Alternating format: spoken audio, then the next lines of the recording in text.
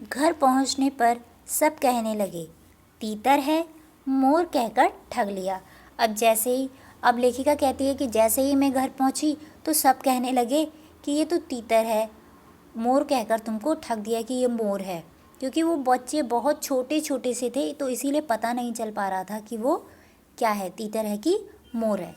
कदाचित अनेक बार ठगे जाने के कारण ही ठगे जाने की बात मेरी चिढ़ जाने की दुर्बलता बन गई। अब वो बोलती है कि मेरे को बहुत बार दुकानदारों ने ठग लिया था, इसीलिए जब कोई मुझे बोलता था कि तुम ठग गई हो तो मुझे बहुत ज़्यादा चिढ़ हो जाती थी। अप्रसन्न होकर मैंने कहा, मोर के क्या सुरखाब सुरखाब के पर लगे हैं। अब वो बोलती है कि ठीक है मैं ठग गई, तो क्या मोर जो होता है मोर के क्या बहुत ज़्यादा सुंदर होता है या बहुत ज़्यादा पर लगे हुए हैं उसके? अगर तीतर आ गया तो कोई बात नहीं, तो पक्षी ही है। अर्थात वो लेखिका का बोलने का अर्थ है कि अगर तीतर भी है तो कोई बात नहीं, और अगर मोर भी है तब भी कोई बात नहीं है। चिढ़ा दिया जाने के कारण ही संभवतः उन दोनों पक्षियों के प्रति मेरे व्यवहार और यत्न में कुछ विशेषता आ गई। अर्थात लोग मुझे जब चिढ़ाने लगे तो जो पक्षी मैंने लाए थे मोर, तो मेरा व्यवहार उनके प्रति कुछ अलग सा होने लगा। पहले अपने पढ़ने लिखने के कमरे में उनका पिंजरा रखकर उनका दरवाज़ा खोला, फिर 2 कटोरों में सत्तू की छोटी छोटी गोलियां और पानी रखा, और वे दोनों चूहेदानी जैसे पिंजड़े में निकलकर कमरे में मानो खो गए। कभी मेज के नीचे घुस गए, कभी अलमारी के पीछे। अंत में इस लुका छुपी से थक कर उन्होंने मेरी रद्दी कागजों की टोकरी को अपने नए बसेरे का गौरव प्रदान किया।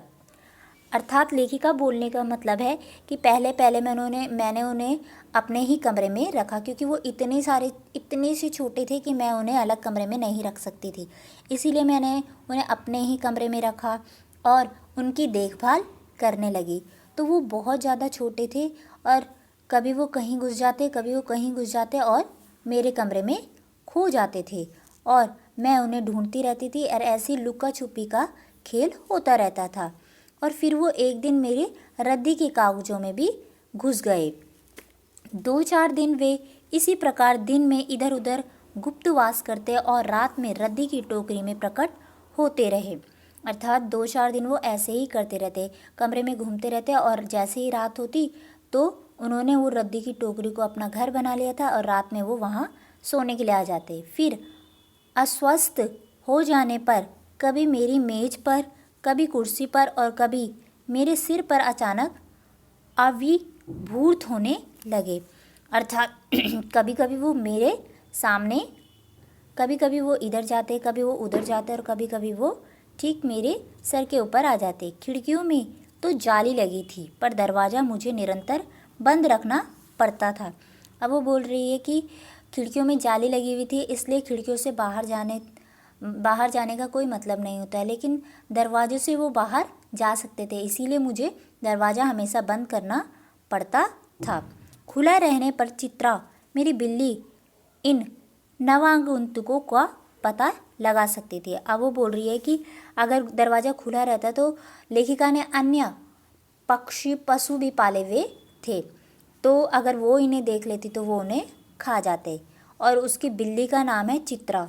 तो वो बोलती है कि अगर मेरी बिल्ली इन मोर मोरनी के बच्चे को देख लेती तो, और तब उसके शोध का क्या परिणाम होता, यह अनुमान करना कठिन नहीं है। वैसे वह चूहों पर आक्रमण नहीं करती, परंतु यह तो 2 सर्वदा अपरिचित पक्षियों की अनादिकाल चेष्टा का प्रश्न था। अब वो बोल रही है कि जो मेरी बिल्ली है वैसे तो वो चूहे पर कोई भी आक्रमण नहीं करती, अर्थात जो छोटे पशु पक्षी होते हैं उन पर कोई भी आक्रमण नहीं करती है, लेकिन ये इस घर में नए थे, वो उन्हें जानती पहचानती नहीं थी, तो तब वह कुछ भी कर सकती थी। उसके लिए दरवाज़ा बंद रहे और ये दोनों उनकी दृष्टि से ऐरे गहरे मेरी मेज को अपना सिंहासन बना ले। यह स्थिति चित्रा जैसी अभिमानिनी मार्जरी के लिए असह्य ही कही जाएगी। अर्थात जो बिल्ली थी, अब सारे पशु पक्षी जब उसी घर में रहते थे तो वो सब अपना आधिपत्य उस घर में सोचते थे, अर्थात वो सोचते थे कि ये मेरा घर है, मैं यहाँ का राजा हूँ, ये मैं यहीं रहता हूँ। तो इसीलिए वह बिल्ली भी सोचती थी कि ये मेरा घर है। अब जब हमारे घर पे कोई दूसरा आता है, दूसरा अपना कब्जा जमाने लगता है, अर्थात हक जमाने लगता है, तो फिर हमें गुस्सा आता है। ऐसे ही उस बिल्ली को भी गुस्सा आना था। लेखिका कहती है, जब मेरे कमरे का कायाकल्प चिड़िया खाने के रूप में होने लगा, तब मैंने बड़ी कठिनाई से दोनों चिड़िया को पकड़कर जाली के बड़े घर में पहुंचाया, जो मेरे जीव जंतुओं का सामान्य निवास था। अर्थात वो बोलने लगी, अब लेखिका कहने लगी कि जब मेरे कमरे का कायाकल्प चिड़ियाघर के रूप में होने लगा, अर्थात मेरा घर बहुत ज़्यादा ख़राब होने लगा, मेरा कमरा, तो तब मैंने निश्चय किया कि अब मैं इन छोटे छोटे बच्चों को भी उसी कमरे में रखूँगी जहाँ मैंने अन्य पशु पक्षी या जीव जंतुओं को रखा है। दोनों नवागंतुकों ने पहले से रहने वालों में वैसे ही कौतूहल जगाया जैसे नववधू के आगमन पर परिवार में स्वाभाविक है।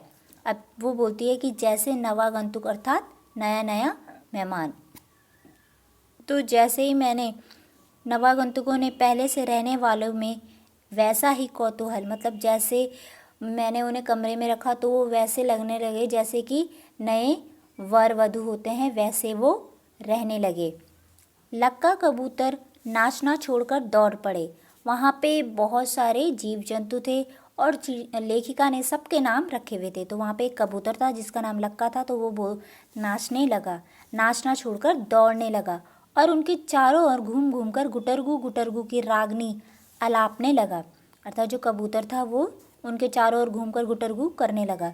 बड़े खरगोश सभ्य सभासदों के समान क्रम में बैठकर गंभीर भाव में से उनका निरीक्षण करने लगे। अर्थात जो खरगोश था वो सभासदों के समान, अर्थात जैसे कोई बड़ा होता है उनके समान क्रम से बैठकर गंभीर भाव से उनका निरीक्षण, मतलब उन्हें देखने लगा। जो मोर और मोरनी का जोड़ा था वो उन्हें ढंग से देखने लगा, निरीक्षण करने लगा। ऐसे लग रहा था कि पता नहीं कौन सा बड़ा नेता होगा। ऊन की गेंद जैसे छोटे खरगोश और उनके चारों ओर उछल कूद मचाने लगे। जो ऊन की गेंद के समान छोटे छोटे खरगोश थे वो भी उछल कूद करने लगे। तोता मानो भली भांति देखने के लिए एक आंख बंद करके उनका परीक्षण करने लगा, और जो तोता था वो एक आंख बंद करके देखने लगा कि ये कौन है। उस दिन मेरे चिड़ियाघर में मानो भूचाल आ गया। अब वो नया नया जो पक्षी उन्होंने ला रखे थे, तो सभी जो पुराने पक्षी और जंतु थे वो उन सबका निरीक्षण, उन दोनों का निरीक्षण करने लगे।